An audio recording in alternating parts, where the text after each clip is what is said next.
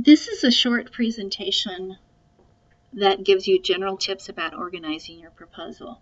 We'll talk more later in the semester about specific formatting suggestions that can help you to lay out your proposal looking pretty and meeting space requirements. But today we'll talk about some general tips about organizing your proposal so that it's easily readable and understandable by your audience, which is primarily the reviewers for the grants who will decide issues about funding.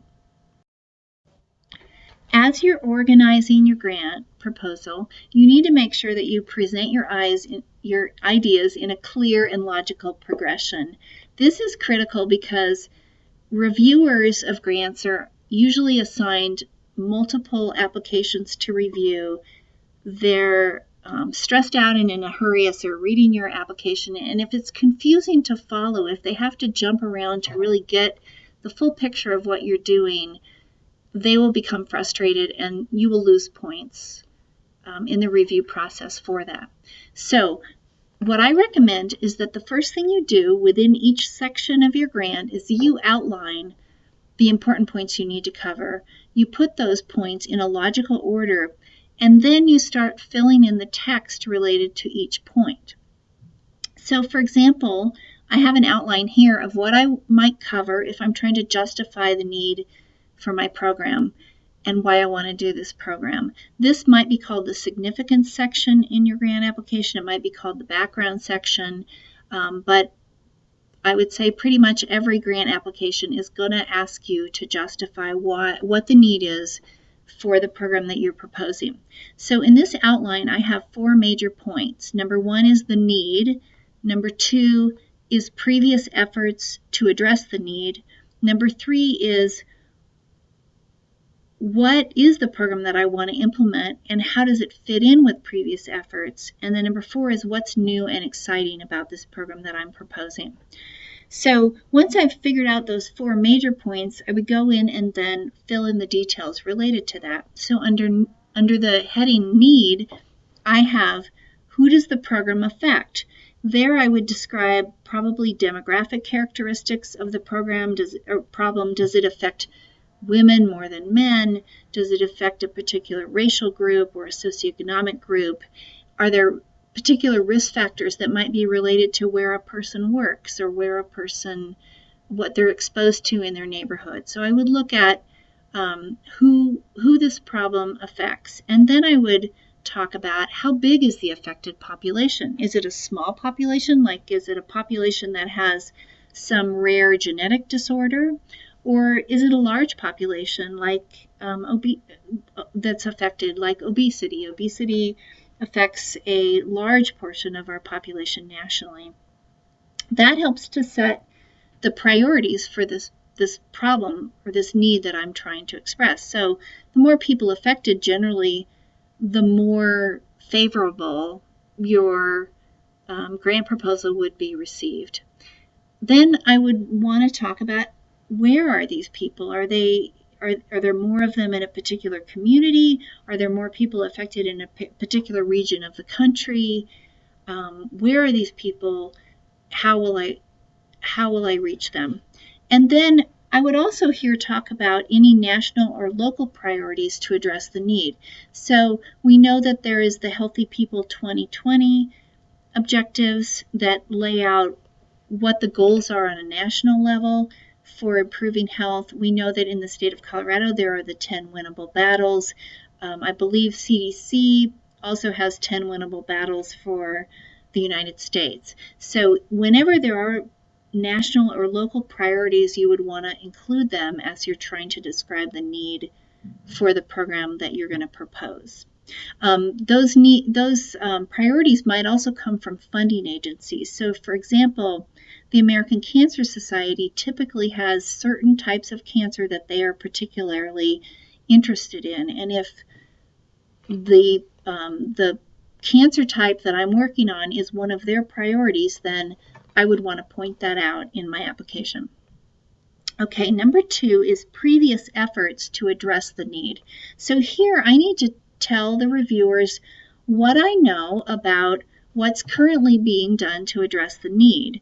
So if there are already programs in place, I need to show that I know what they are and that my program is going to fit in with those, which is actually number 3. But you need to describe what you know about the problem and what is already being done, and it needs to be done in a way that shows that you are you're up to speed in your area. I would also include under here what approaches have been successful in addressing the problem and what's been unsuccessful. So here we're setting the stage for where our program is going to fit in and why it's going to fill an important need. For example, if there have been particular approaches that have been successful and other things that have not been successful, that is going to lead me towards, it will set the stage for what it is that I want to do. Now, number 3 is, what is the program that I want to implement and how does it fit in with the previous efforts? So here I'm going to describe my program, and I'm going to talk about what elements it has that are in common with those that have been successful in the past, and I'm going to talk about how it is an improvement over efforts that have not been successful. So I'm trying to build the case that what I'm proposing is a good and potentially very valuable way to serve the needs of the population that's at risk. In some cases, your program might be replicating a previous effort to see if it works in a new population. So maybe what you're proposing is not new, but the population that you're going to deliver that program to is a new population. And then finally, what's new and exciting about your program? People like to fund things that are different than what's been tried in the past, that are going to fill in potentially where other things aren't working very well. So now we've got this approach that is starting with an outline and filling in the details in a logical and complete way. Now I want to talk a little bit about formatting tips to help show the main points. So as I said before, reviewers are in a hurry when they're reading your application. You need to give reviewers clear road signs for the most important points. So you don't want to have whole pages of text that don't have headings and don't have highlighted words that help the reviewer find their way and be able to refer back if they're looking for something. So I have 3 strategies that I recommend. One is that you use a logical numbering system as you present the information, and that numbering system can follow the outline that you made. And I'll show you an example of that on the next slide. So this allows you to refer the reader to different sections. So let's say you're in the background section and you're talking about how your proposed program is going to fit in with existing efforts to address this problem. You might want to refer to another section of the proposal that talks about specific aspects of the program. And if you've numbered the sections of your program or of your proposal, then you can say, please refer to section D5 for more details, or something like that. So one thing is to have a logical numbering system. The next thing is to use headings that clearly identify the purpose of each paragraph, or you can also highlight in bold the main point that you want the reader to get out of each paragraph. So this is a way that if someone is reading quickly, if they only read one sentence from each paragraph of your proposal, they would know which sentence is most important to read because you put that sentence in bold. And I'm going to show you an example of doing that. And then a strategy that was taught to me many years ago is if there's something that's really important and you want to make sure readers don't miss it, don't let it become buried in a long paragraph. Give it its own paragraph. And sometimes that might mean that you have a single sentence paragraph because what you want to say in that single sentence is so important. You want to make sure it doesn't get missed by someone who's reading quickly. And then the last thing on this slide is that it helps to integrate figures and tables into each, not necessarily each page, but into your proposal. use those to display key information, and it makes the pages easier on the eyes. So when a reviewer is confronted with a full page of text, it just looks burdensome. But if there's a figure that is informative and useful in presenting your case for the program that you want to do, it breaks up the text on the page, and it just makes it a more comfortable reading experience for the reviewer. Whenever you do put a figure or table into your proposal, make sure that you refer to it in the text. A couple weeks ago, I was reviewing a grant proposal, and there was a figure, and it was kind of an important figure, but I was reading through the text, and it never said refer to figure 1.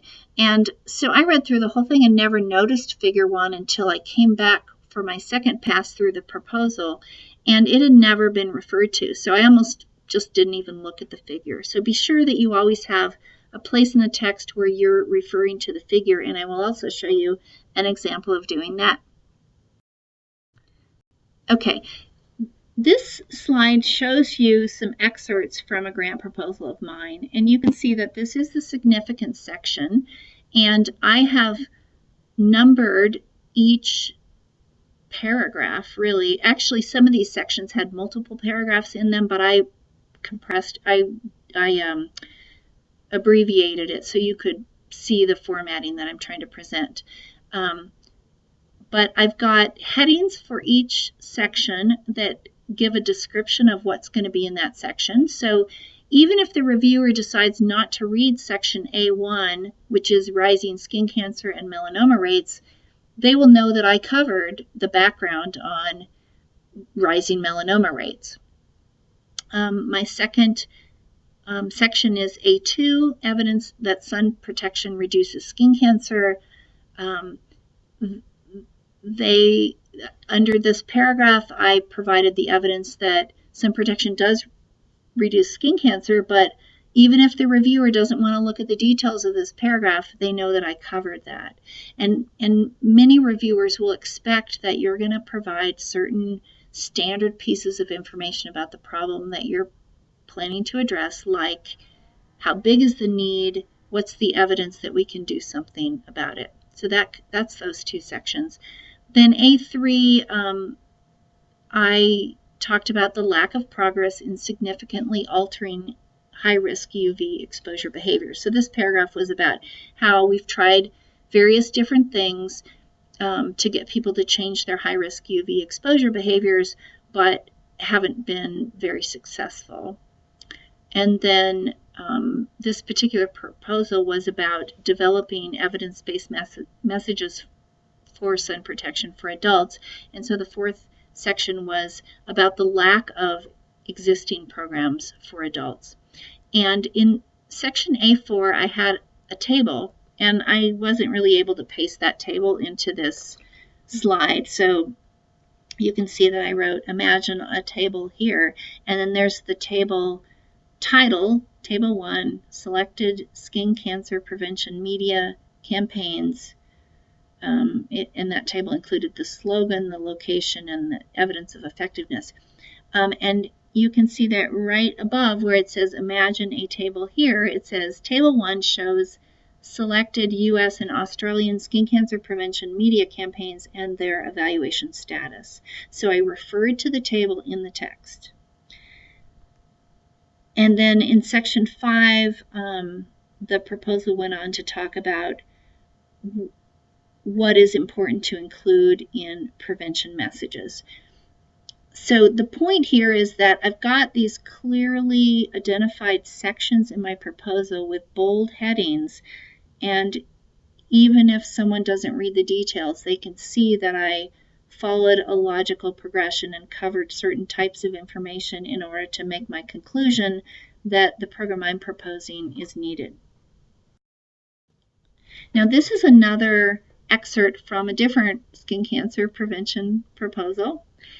And in this one, instead of labeling, having those bold headings that come with numbered paragraphs, in this one, what I did is I highlighted a sentence in each paragraph stating the main message of that paragraph. So if somebody didn't read the whole paragraph, they know what they were supposed to conclude by reading that paragraph.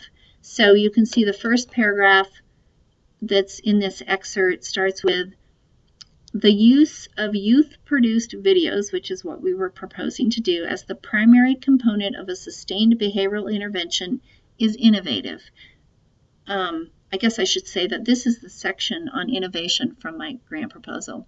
So I have my subject, my main point of the paragraph in bold, and then the paragraph went on to explain how this was an innovative aspect of the proposal. And you can see there's a ... at the end of each of these paragraphs, or at least the first 3 paragraphs.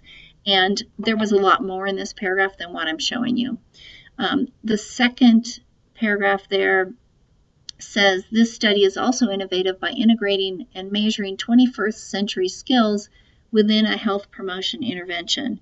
So that's my main point of the next paragraph, and then I went within that paragraph went into detail about how important 21st century skills are and how we were integrating them into this program and why that was innovative. And then I talked about sustainability being built into the intervention. And then finally I talked about that the study is using a particular method to evaluate the effectiveness of the program. It's a strategy called a balance criterion that can be used when randomizing to 2 groups. And in this particular case, we were going to randomize high schools into study groups. So you don't really need to understand what a balance criterion is, but what I want you to get from this slide is that I strategically highlighted particular sentences in each paragraph so that my readers would know the main point they need to get out of that paragraph. So that's the conclusion of this short video on tips for organizing sections of your proposal.